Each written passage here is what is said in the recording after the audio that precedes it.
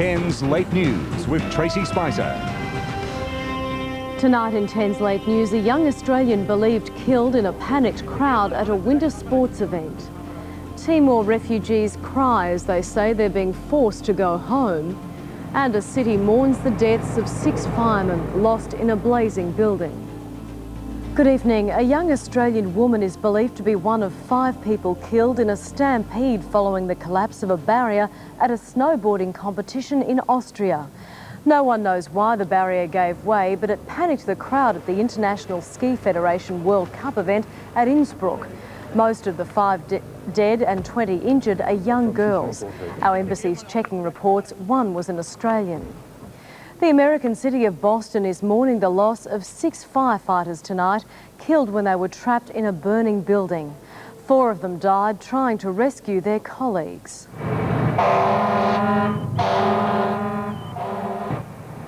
The fire was, according to the mayor, a catastrophe, like a death in the family for everyone in the city of Worcester near Boston. This morning the sun didn't rise. It didn't rise because last night we lost 6 members of our family. They were our brothers, our fathers, our sons, and our friends, and they were our protectors.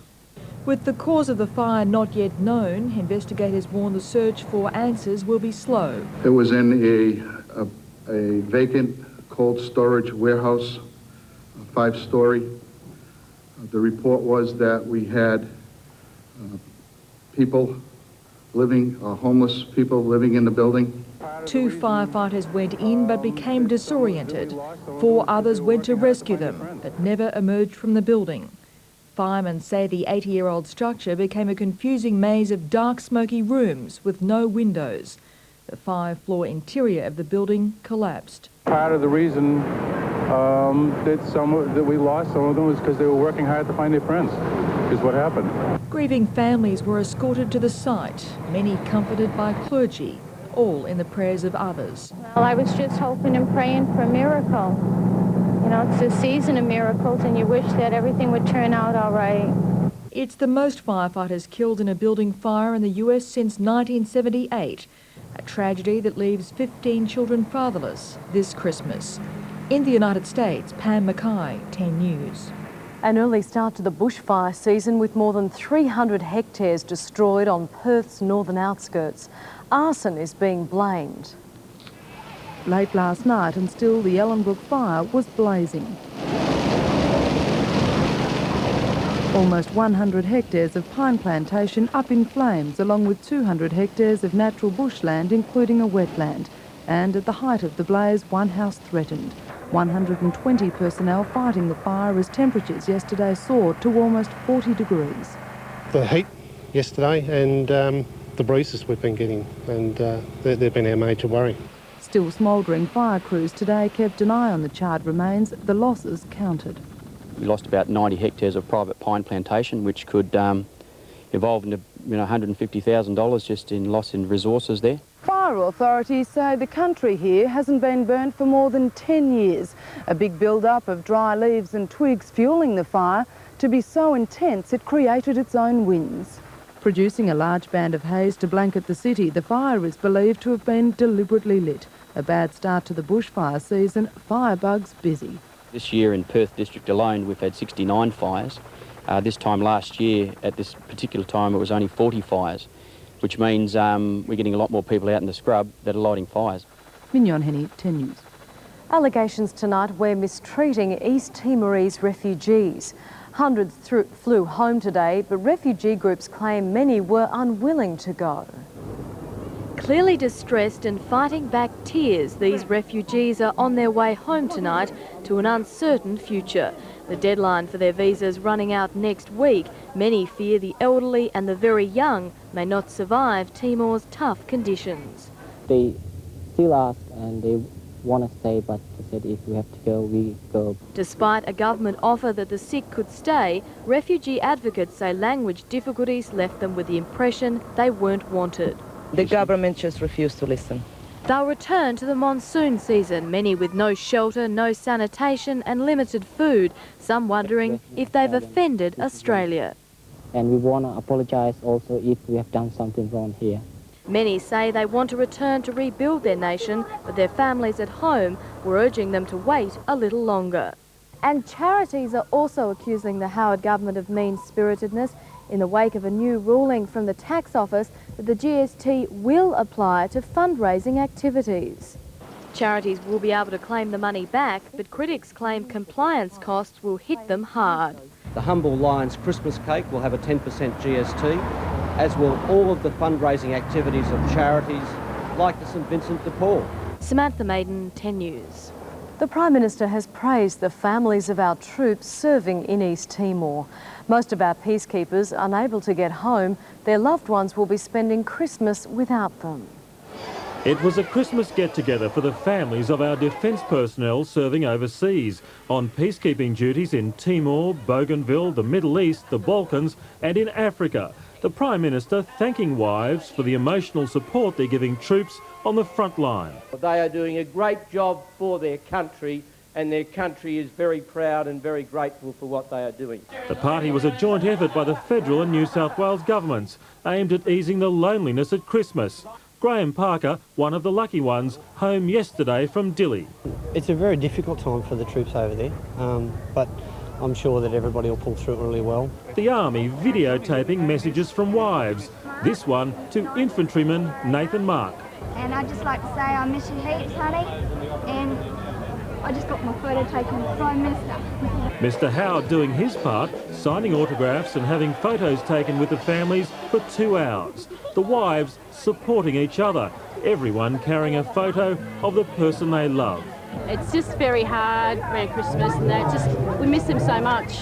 Military policeman Matthew Eichen in Dili, missing out on special moments. It's very hard. My son's just turned 1 and he's missing out on his first steps. So it's hard. But the Christmas spirit shining through, the message to families from Santa, East Timor is an important stop for him on Christmas Eve, and presents for the soldiers will get through. John Hill, 10 News. Earth to Mars, still no signal from the red planet. NASA scientists now conceding they're less confident of being able to reach the Mars polar lander. Scientists on the Mars Polar Lander team say they are still optimistic and hopeful. Hopeful, the $145 million spacecraft is sitting safely within this swath of Martian real estate, 500 miles from the planet's south pole. But they don't know for sure because the lander failed to signal Earth and say it is okay.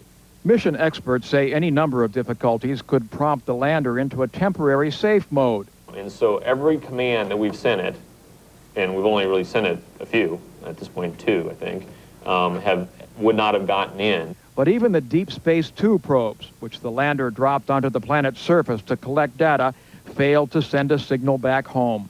It appears that there is no data from Deep Space 2 probes. Engineers say one possibility causing signal failures of both the probes and the lander could be the cruise stage that brought the craft to Mars, never separated to allow the spacecraft to land. NASA does need a winner in its program of building spacecraft faster, better, cheaper.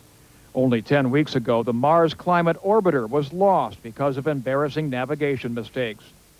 Stepping back in time, the 17th century replica Batavia has set sail on Sydney Harbour. The magnificent ship led a flotilla up the harbour in a spectacular parade.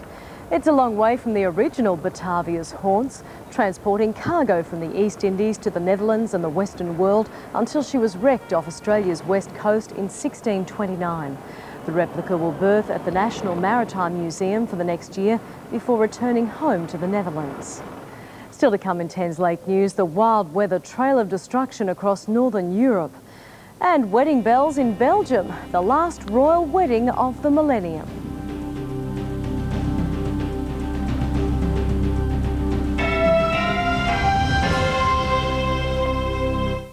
A road accident has left a death toll of 13 in the United States. An overloaded passenger van slammed into a semi-trailer stopped on an icy highway in New Mexico. 17 people were packed into the van, which had had its seats removed. 13 were killed, 2 more are seriously injured. Russia has been accused of murdering refugees fleeing the fighting in Chechnya.